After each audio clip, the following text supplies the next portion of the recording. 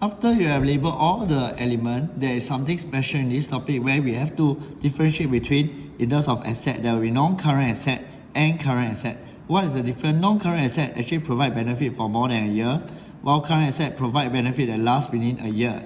So let's take a look at our items. So for example, equipment. How long do you use equipment? You can use it for a very long time, right? And it's fixed there. So that's why this is a non-current asset. The next element we have is an inventory. Inventory you buy and you sell, you don't want to keep it for a long term, you're supposed to sell it. So it's a current asset because it's within a year.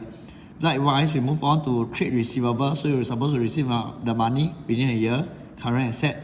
And finally, our cash at bank, you're supposed to use it to generate more profit and so on, so you don't keep it all the way. It's not for you for keeping, but for you to generate more income and more cash at bank at the end of the day. So that's why this is also a current asset, because it can be easily converted to cash. So do take note of the special function of current asset. They can be easily converted.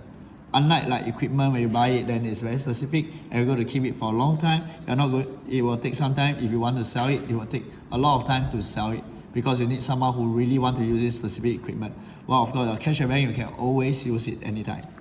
Okay, then moving on, likewise for liability, we have our non-current and current liability as well that we need to classify based on how long they take to be repaid. So our liability, we got loan. Loan will take a long time, so that's non-current. And of course, we have one more, which is trade payable. Of course, trade payable is a current liability. You need to pay soon to your supplier, if not, they won't tell you anymore. So after that, we will actually do the recording. So we will record our total non-current asset. So we have our equipment. Then we just look up our equipment. Let's write down the number. Okay. Then we have our total current asset. So there are altogether 3 assets here: inventory, trade receivable, and cash at bank. So we just write down the number.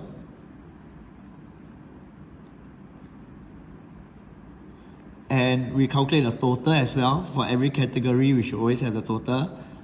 So we will calculate the total assets we have. We got non-current and current. So we just add these two numbers up. Then we move on to the next one. We want to calculate our equity. So the other element is our equity. Equity is made of capital minus drawing plus profit. So we look at our capital minus drawing plus profit. So we have our OE here.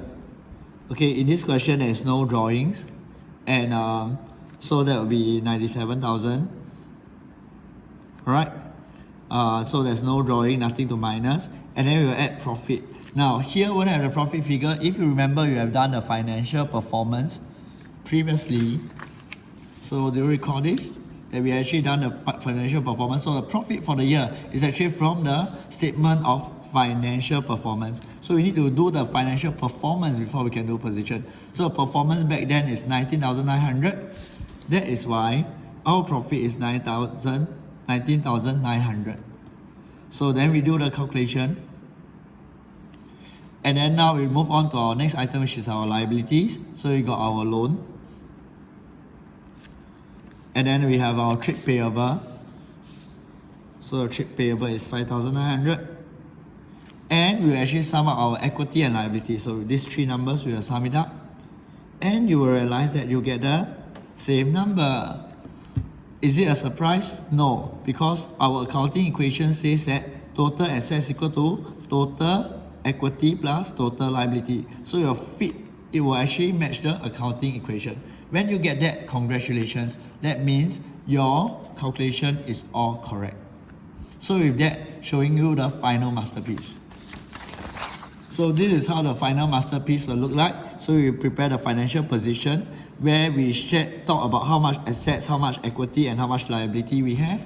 So same thing for everything, we have to write the header, so the name of the business. Then this is what we are preparing, which is a statement of financial position.